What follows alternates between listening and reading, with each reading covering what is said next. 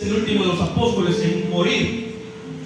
Y antes de que Juan muriera, en los años, probablemente año entre 85, el año 85 y 100 después de Cristo, la historia comenta que Juan vivió más de 100 años.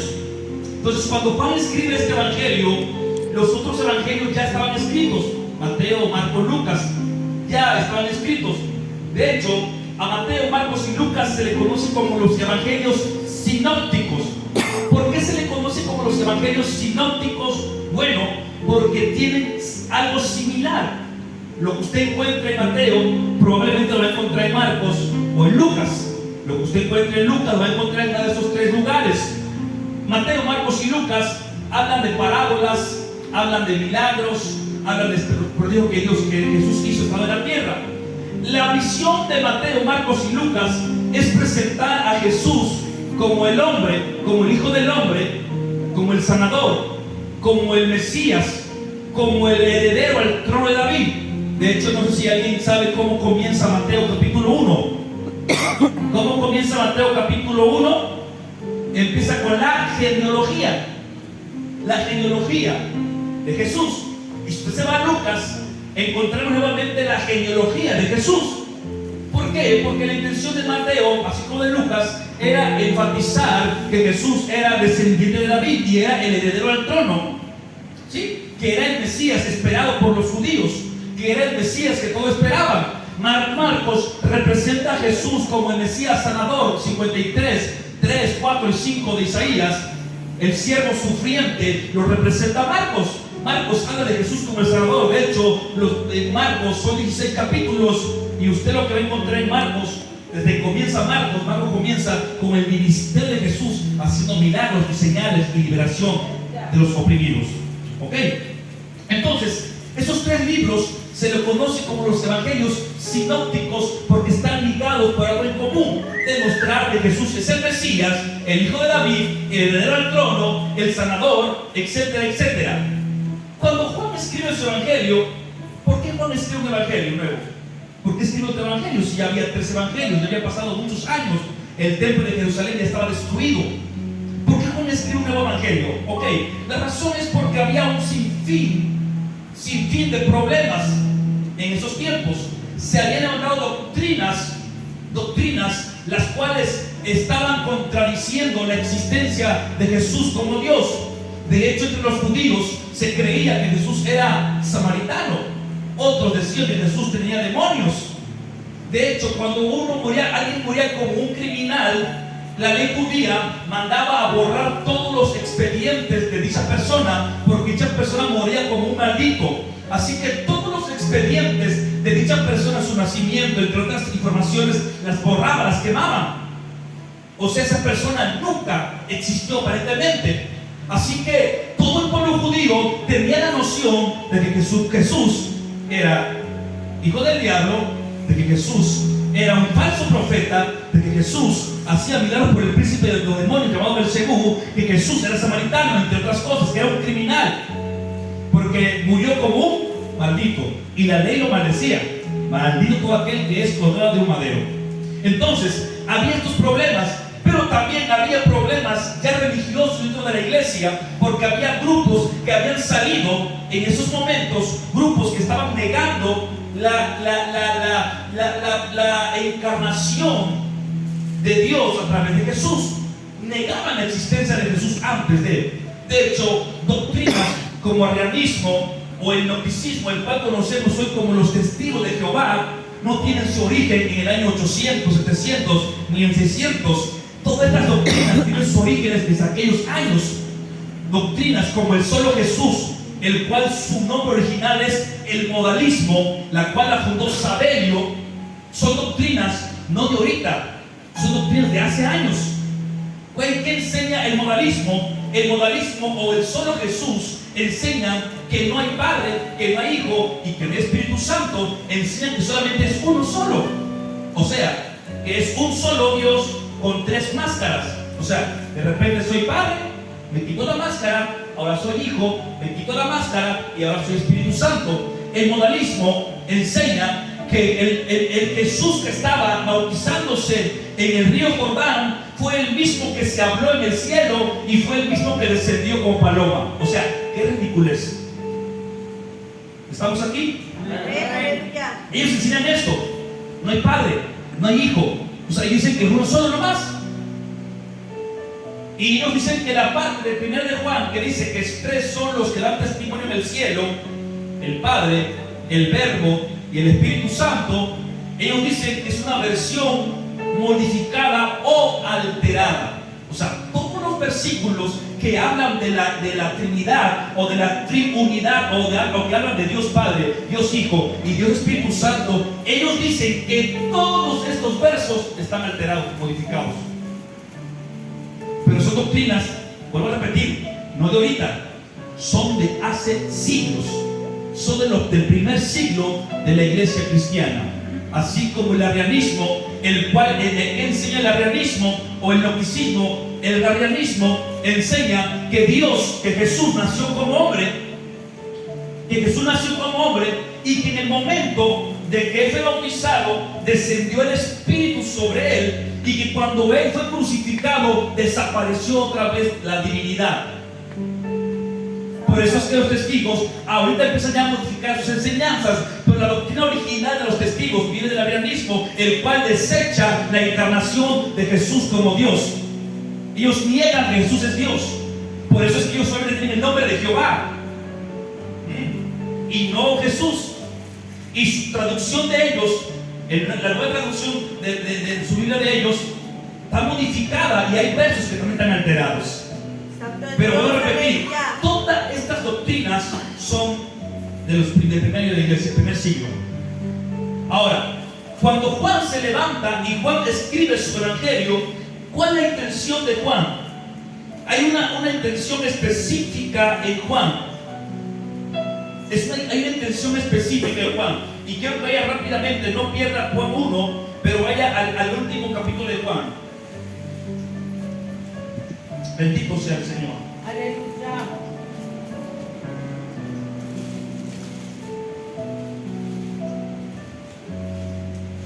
Aleluya.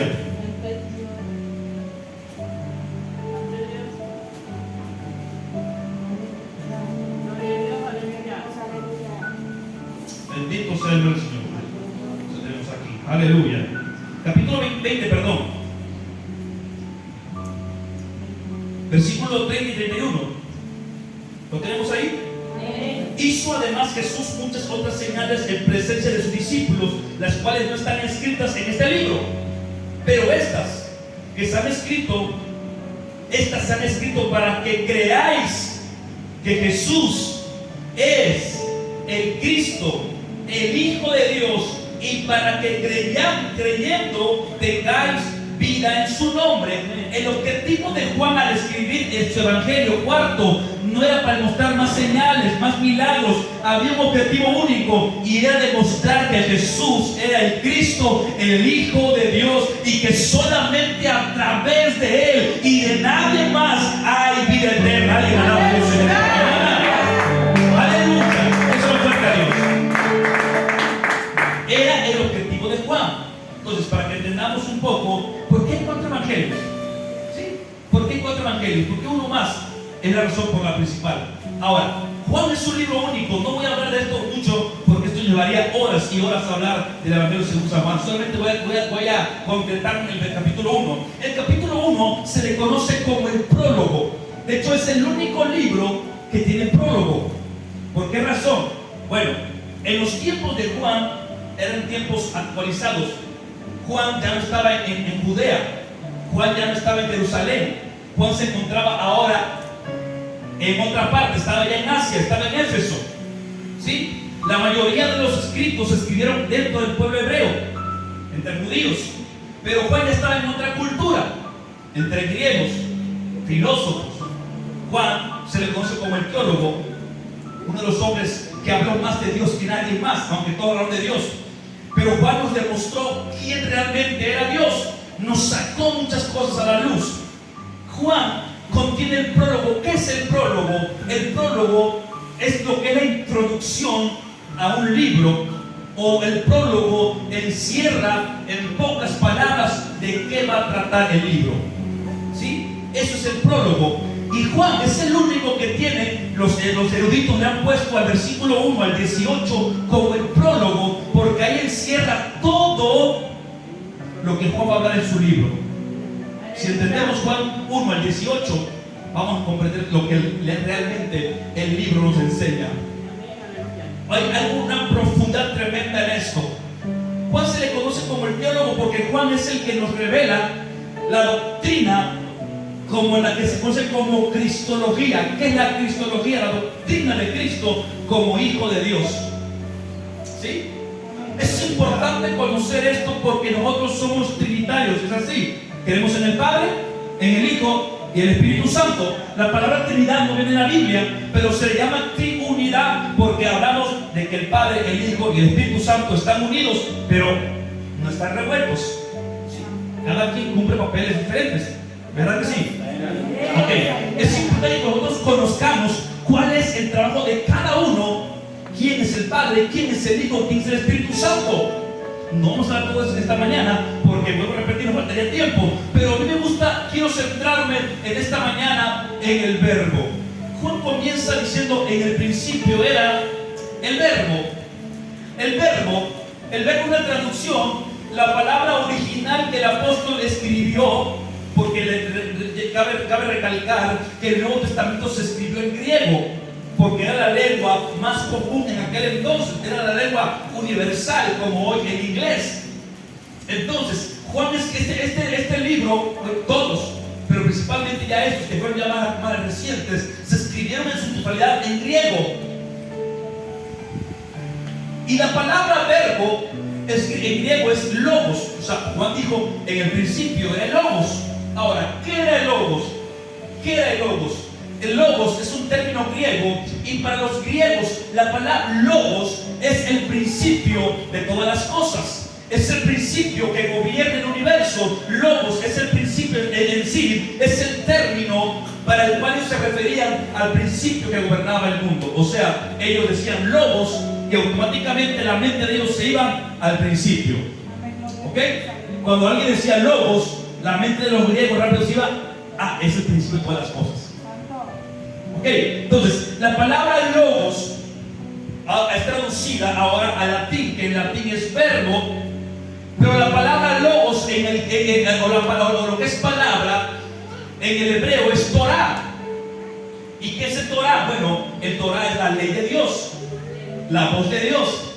Cuando Juan escribe esto, él quiere alcanzar dos grupos: griegos y judíos. Ahora, a nosotros, ¿qué quiere decir verbo o logos o Torah? Es palabra. Palabra. ¿Qué quiere decirle Juan a los griegos? Decirles: señores, logos es más que un principio. Logos es más que simplemente el principio del universo. Logos es alguien. Aleluya. Logos es más que un simple Big Bang, que hoy pudiéramos llamarlo hoy a la actualidad. Logos es más que una explosión en el universo. Logos es más que eso. Logos es una persona. ¡Aleluya! Logos es más que eso. Logos.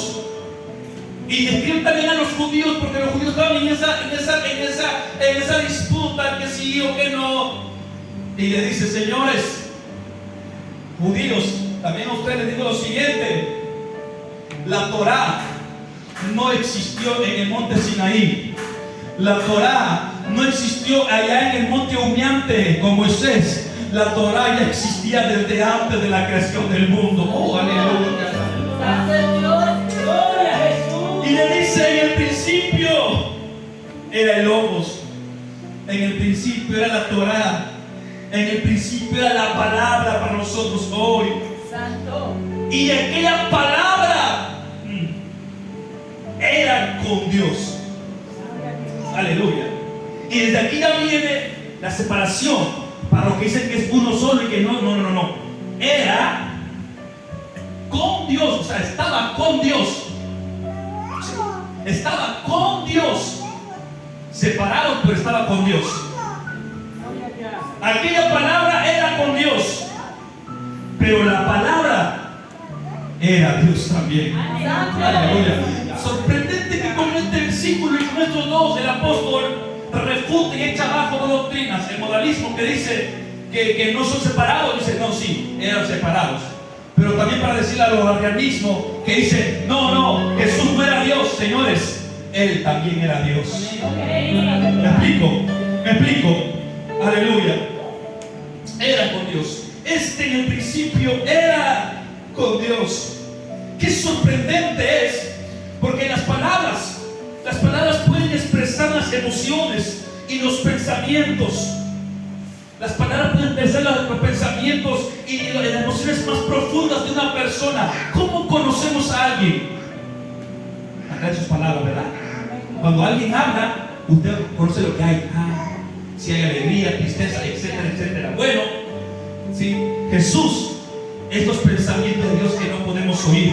Jesús es la voluntad de Dios que no podemos comprender. Y Jesús es el amor de Dios que podemos sentir. Aleluya. Lo oculto de Dios se revela a través de Jesús. Jesús es la palabra de Dios para el mundo. Él es la expresión humana del carácter de Dios sobre el cual Moisés había escrito. Los judíos habían perseguido a Jesús y se opusieron. No se daban cuenta que estaban persiguiendo a la ley de Dios encarnada. No se daban cuenta que estaban persiguiendo a la ley encarnada, a la Torah hecho carne. No se daban cuenta, estaban cegados y no se daban cuenta que estaban persiguiendo a lo que ellos tanto adoraban, tanto celaban, tanto apelaban. Estaban persiguiéndolo. Por eso es que el profeta dijo: mi pueblo se pierde porque le falta conocimiento. Cuando tú no conoces y cuando el hombre no conoce, sin darse cuenta puede estar persiguiendo a Dios. Puede estar persiguiendo. Y es lo que pasó en el pueblo, no conocía. Y sin darte cuenta mataron al autor de la vida, dijo Esteban. Mataron al autor de la vida, dijo Pedro. Mataron al autor de la vida. No sabían a quién estaban persiguiendo. Por eso él dijo: Padre, perdónalo, porque esta ignorancia es lo que están haciendo.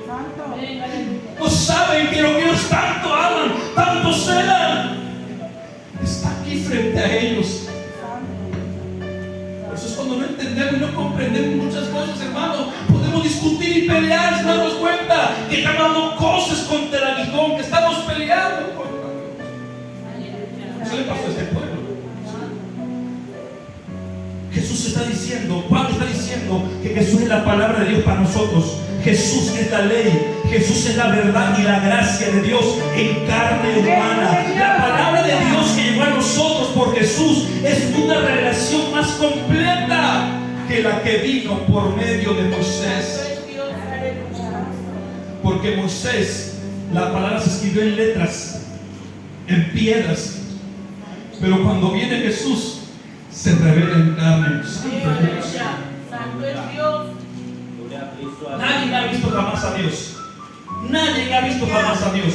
Versículo 14 dice que a Dios nadie ha visto. Versículo 18, a Dios nadie le vio jamás. Nadie ha visto jamás a Dios. Nadie ha visto jamás a Dios. Nadie. El que se ha revelado es el Hijo de Dios, porque Él sí ha estado en el seno del Padre. Él es el Hijo de Dios. Quiero leer tantito a Hebreos 1. No vamos a leer muchas citas porque el tiempo nos bastaría, pero Hebreos capítulo 1. Hebreos capítulo 1. Aleluya. Y no pierdas Juan porque estamos en el Juan 1. Hebreos capítulo 1, versículo 1 al versículo 3.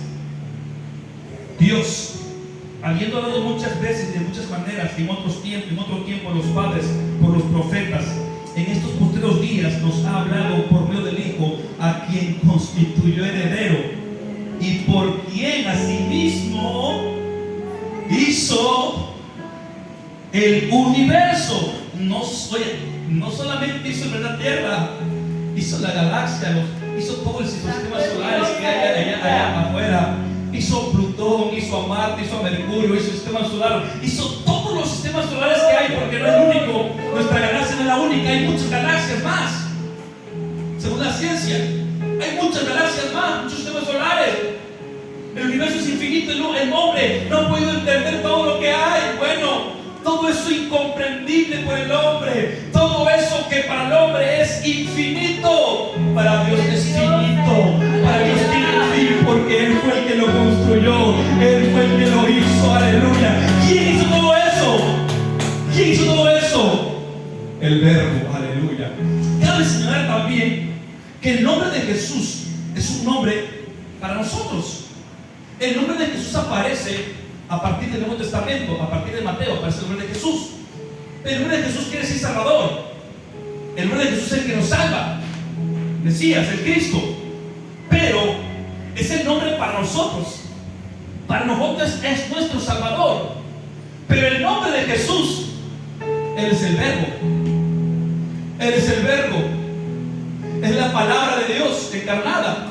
La palabra de Jesús es para nosotros, para que nosotros entendamos, porque nosotros estamos muy asociados con los nombres. Por eso cuando Moisés le habló con Moisés, le dijo: oye, ¿y quién eres? ¿Cómo voy a presentarme? ¿Quién me envió? Dile que el yo soy. El yo soy. El que siempre existo. El que siempre ha existido. El que siempre ha estado. El yo soy. Y cuando entendemos esta parte, dice, hizo todo el universo, versículo 3, el cual siendo el esplendor de su gloria, siendo el resplandor de su gloria y la imagen misma de su sustancia, y quien sustenta todas las cosas con la palabra de su poder, habiendo efectuado la purificación de nuestros pecados por medio de sí mismo, se sentó a la diestra de la majestad, de la altura. Aleluya. Él sustenta. Cuando habla de sustentar es que Él da vida. Cuando dice que Él tiene la misma sustancia, es que lo mismo que hay en Dios Padre hay en Él, en el Dios Hijo. La misma sustancia es lo que hay en Él. No hay otra cosa menor. Es la misma sustancia. Y ahora Él con esa sustancia, Él sustenta también y da vida a todas las cosas.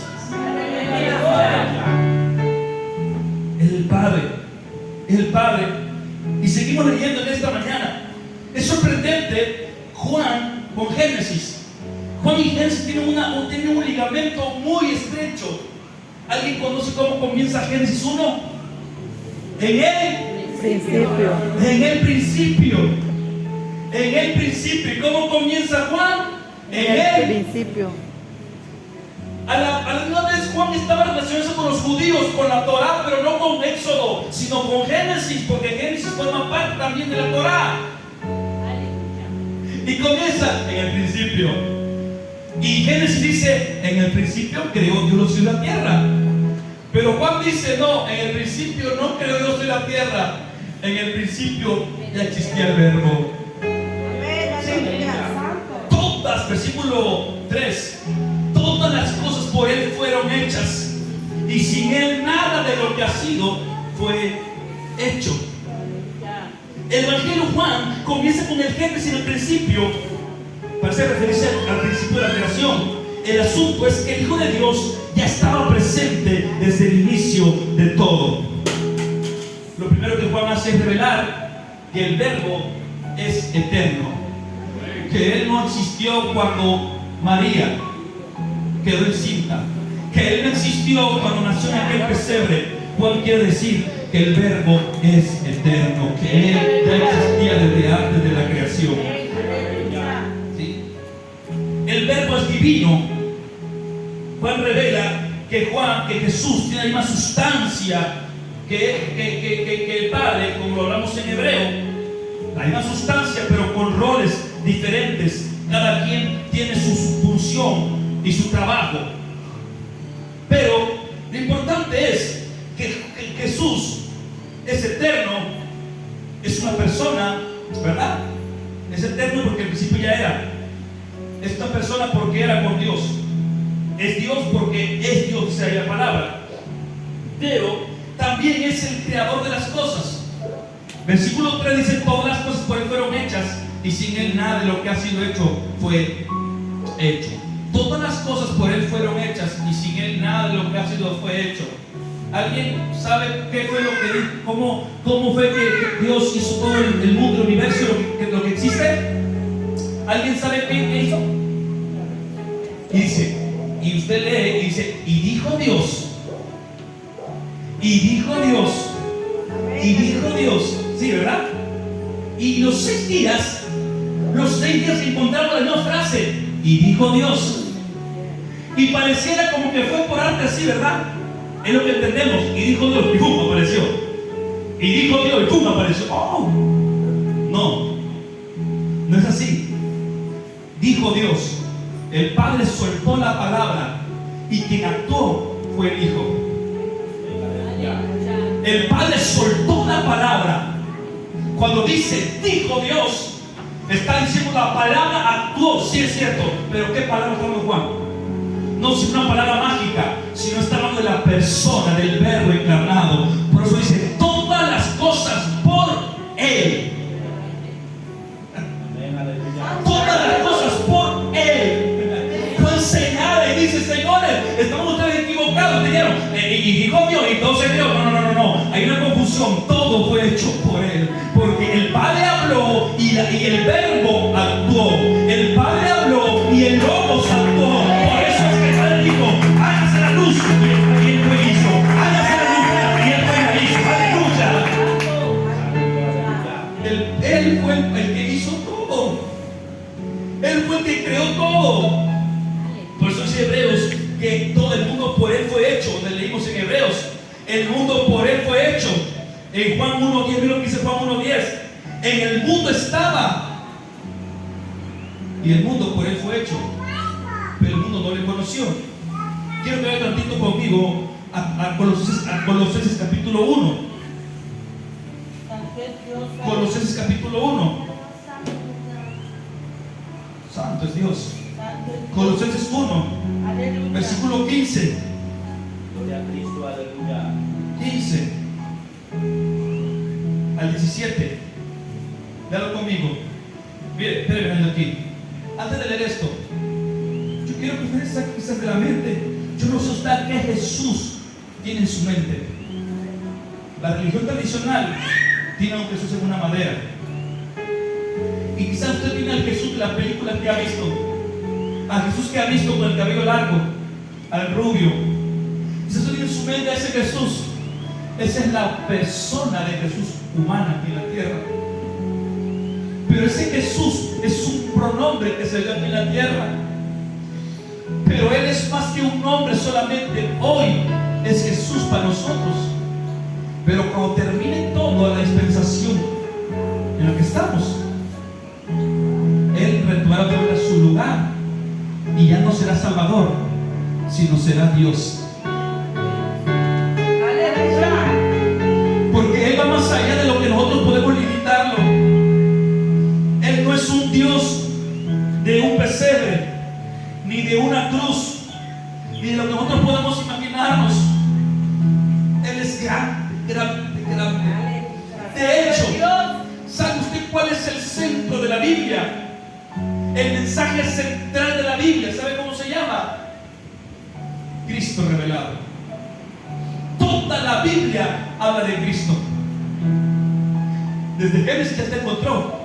Donde dice y dijo, ahí está ella. Desde que usted ve y dice y dijo, ahí está Dios ya, ahí está Jesús ya, ahí está el Hijo ya. Toda la Biblia nos habla de Cristo. Toda la Biblia nos habla de Él. Él es el ángel que le habló de la zarza a Moisés, porque ni un ángel recibe adoración. Él es el ángel que luchó con Jacob. Él es el que le habló a Abraham. Él es el que le habló a Agar. Él es la nube que guió al pueblo a través del fuego. Él es la nube que guió al pueblo en el día. Él es el lobo, el cordero de Dios. Él es el inmolado. Él es el todo. Él está en todo. Él está en todo. Toda la Biblia, decía un predicador, es muy cierto. Si usted no encuentra a Jesús en una parte, vuelva a leerlo. usted lee una parte del Antiguo Testamento y no encuentra a Jesús, vuelva a leerlo, porque ahí está Él. Todas las historias que hemos leído cuando niños, de David el gigante, y todas las historias que leemos, ahí está Cristo. Ahí está Cristo. Ahí está Cristo. Todo está Él. Él es el todo. Ahora, mira lo que dice el versículo 15. Él es la imagen del Dios invisible, el primogénito de toda creación, porque en Él fueron creadas todas las cosas, las que hay en los cielos y las que hay en la tierra, las visibles e invisibles, sean tronos, sean dominios, sean principados, sean potestades. Todo fue creado por medio de Él y para Él y en Él todas las cosas. En Él es antes de todas las cosas, y todas las cosas en Él tienen vida. Un aplauso a Él. Todas las cosas en Él tienen vida. Todo por Él fue creado, principado, potestad, lo que usted ve, lo que no pueda ver, absolutamente todo, nada queda fuera. Y cuando habla de principados y potestades, ¿sabe a lo que se refiere? A las huestes malignas. Todo fue creado por Él. Todos eran en buen momento, ¿verdad? Se rebelaron contra Dios, pero Él creó todo. Querubines, serafines, todo fue creado por Él. Aleluya. O sea, Él no solamente creó el globo terráqueo y la humanidad, no. Él creó todo lo que existe. La vida en Cristo, hermano. Yo no sé cómo uno puede reducirlo a un Dios chiquito. Yo no sé cómo uno puede reducirlo a que Él no es nada, que Él no fue nadie. Oiga, ¿dónde tiene la cabeza? Si aquí me dice que Él fue el creador de todas las cosas.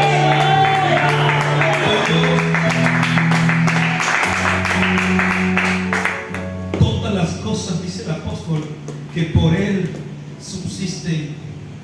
Todo lo que hay en la tierra existe. Me sorprende el texto del que dice: en el mundo estaba y la vida era la luz de los hombres. No se pierdan ahí, vayan tantito a Génesis. Les voy a revelar algo en esta mañana que el Espíritu me revelaba también. Génesis capítulo 1.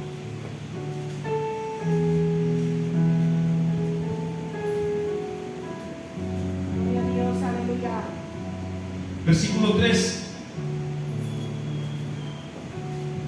¿Qué dice Génesis 1:3? ¿Lo tiene ahí? Léalo conmigo. Y dijo Dios, hasta ahí nomás. ¿Qué nos habla ahí? Alguien dice, fue el sol. No, Señor, el sol Dios lo dijo en la creación el cuarto día. Versículo 14, ahí usted va a leer que Dios hizo las dos grandes lumbreras. Lo primero que Dios dijo sea, no dijo hágase, fórmese, no. En la acción, lo primero que interviene fue la luz. ¿Y qué dice acá? En Él estaba la vida y Él era la luz de los hombres. Las luces y las tinieblas resplandecen y las tinieblas ¿no qué? Prevalecieron. Habla presente o pasado. Pasado. Juan está remontándose al inicio de aquella luz sobre este mundo, el cual estaba desordenado. Había confusión, había tinieblas, el gobierno del enemigo reinando en este mundo, en este planeta, en este globo terráqueo. Dice que cuando interviene la luz, las tinieblas no pudieron permanecer contra Él. No prevalecieron la luz contra las tinieblas, no pudieron prevalecer contra la luz de Cristo, aleluya. Nada puede prevalecer contra esa luz. Es hora de la intervención de Jesús directamente sobre la creación. Antes de comenzar a hacer todo, Él tuvo que hacerse presente en la creación.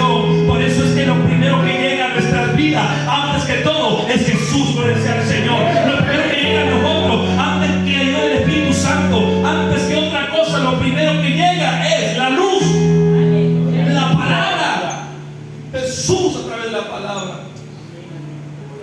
Sí. Él vino. Y tremendo porque dice que en el mundo Él estaba. En el mundo Él estaba. Pero el mundo no le conoció. El mundo no sabía quién era Él. Y Él aquí estaba. Versículo 10 dice que Él aquí estaba. Él aquí estaba. Pero el mundo no le conoció. ¿Sí? El mundo no pudo conocer quién era Él. Porque Él, su presencia estaba a través de las metáforas, a través de las representaciones, en el arca del pacto. Ahí estaba Él. Pero no conocían qué tuvo que hacer Él. Y aquí viene la parte preciosa. Ya entendimos quién era Él, ¿verdad? ¿Quién era Él antes?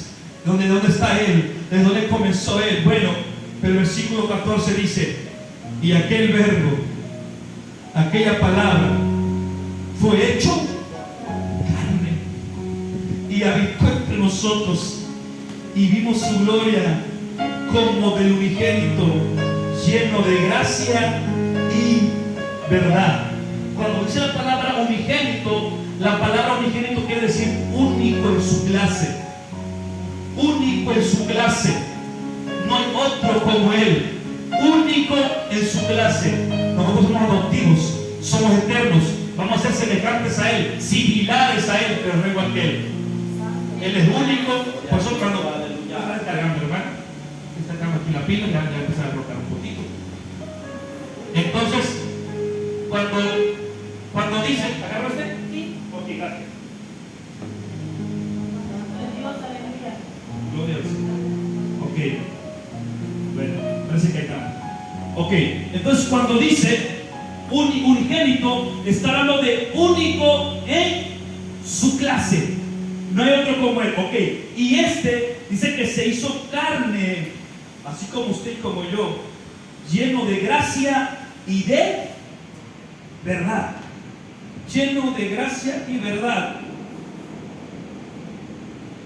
Y sigue diciendo, versículo 16: porque de su plenitud tomamos todos, y gracia sobre gracia. Gracia y verdad. Cuando habla de la verdad, habla de la ley, habla de la palabra. Pero cuando habla de la gracia, habla del poder para poder cumplir la ley. ¿Sí? Habla del poder para cumplir en la ley. Hay un contraste entre Moisés y Jesús. Hay un contraste, pero no en grado, pero el contraste es en grado, no en calidad. ¿Qué diferencia hay entre Jesús y Moisés? El versículo 16 dice: porque de Espíritu tomamos gracia, tomamos todo, y gracia sobre gracia. ¿Qué vino a hacer Jesús? ¿Qué vino a hacer Jesús? Usted también puede recordar que antes de Moisés el hombre había quedado separado de Dios totalmente, ¿verdad? No había acceso hacia Dios. Cuando viene Moisés y viene la ley, ¿qué hace la ley? Acercarnos a Dios, revelarnos a un Dios santo. La ley no es mala, la ley es buena, porque la ley que hizo fue acercarnos a Dios. El hombre no tenía acceso a Dios, pero a través de la ley, el hombre, a través del sacrificio, a través de holocaustos, podía acercarse a Dios. El sumo sacerdote entraba una vez al año y escuchaba la voz de Dios revelada al pueblo. Había gracia. Pero ¿qué hizo Jesús? Lo que Jesús hizo fue acercarnos más a Dios. Amén. Lo que Jesucristo hizo fue acercarnos más a Dios. Lo que Jesucristo vino a hacer es que conociéramos más a Dios, más de cerca a Dios. Juan dice, allá en Romanos 7:12, Pablo dijo: de manera que la ley a la verdad es santa, y el mandamiento es santo, justo y bueno. Así, lo que escribió Moisés acerca del carácter de Dios fue muchísimo menos de lo que Jesucristo reveló en carne. Los sacrificios sobre los que Moisés escribió en la ley solamente apuntaban al Cordero de Dios que quita el pecado del mundo.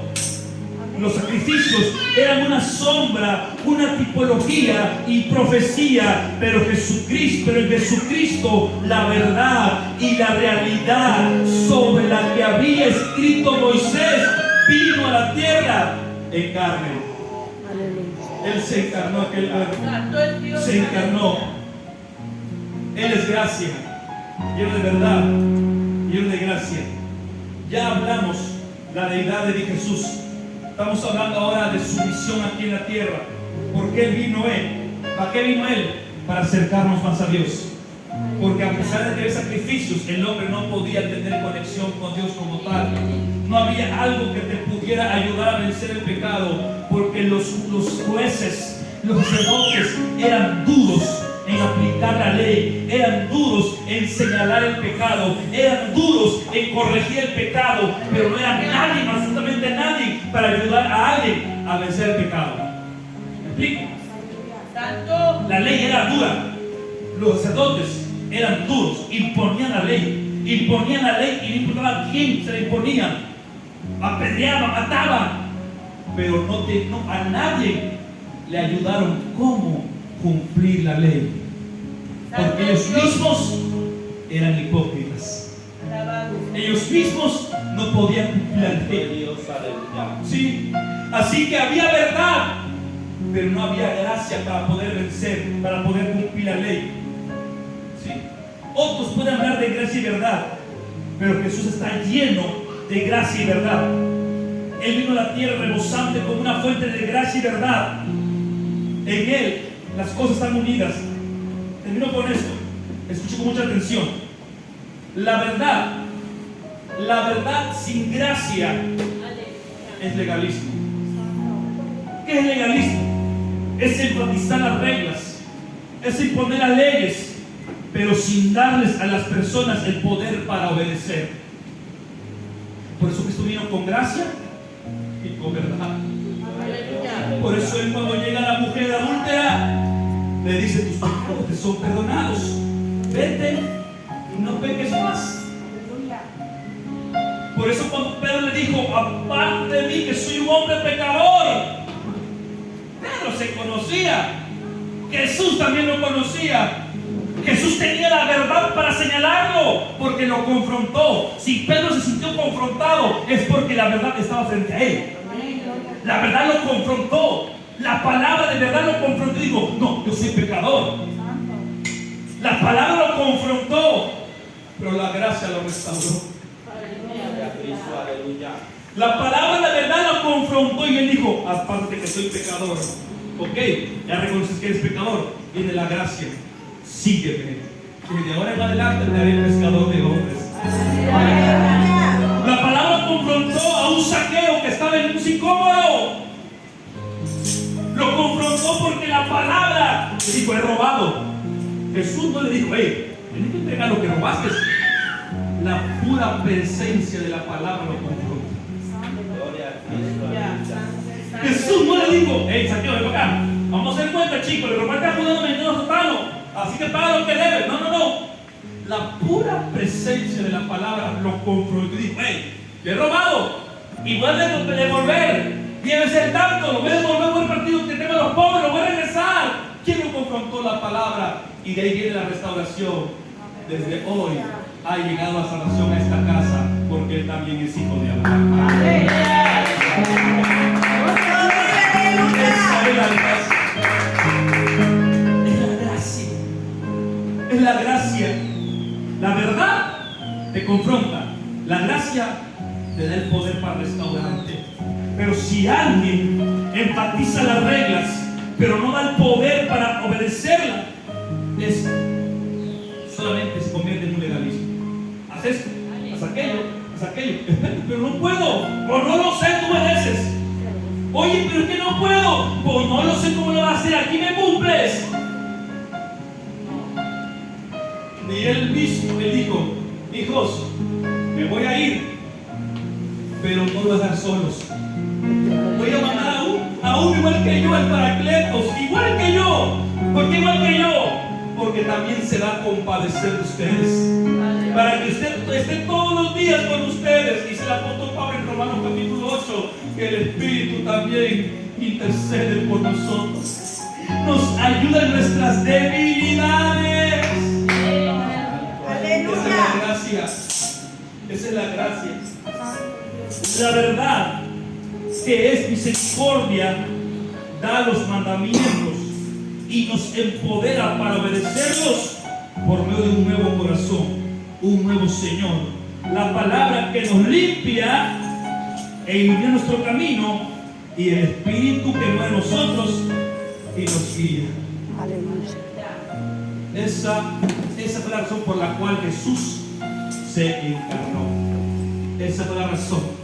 Primer punto, aprendimos que Él es eterno. Él es Dios, que Él creó todo. Pero sorprendente y el misterio de esto que habla el apóstol Pablo, que este es un misterio, el misterio de la piedad. Es grande el misterio de la piedad, porque Dios, siendo grande, se humanó, siendo soberano, creador de todo. Él creó todo, hizo todo, se hizo humano, se rebajó hasta lo más bajo, no tenía donde recostar su cabeza. ¿Por qué? Porque Él se hizo totalmente a nuestro nivel. No se hizo al nivel de los reyes, de los gobernantes, se hizo al nivel más bajo. Al nivel más bajo, lleno de gracia y de verdad. Escuche esto. El verbo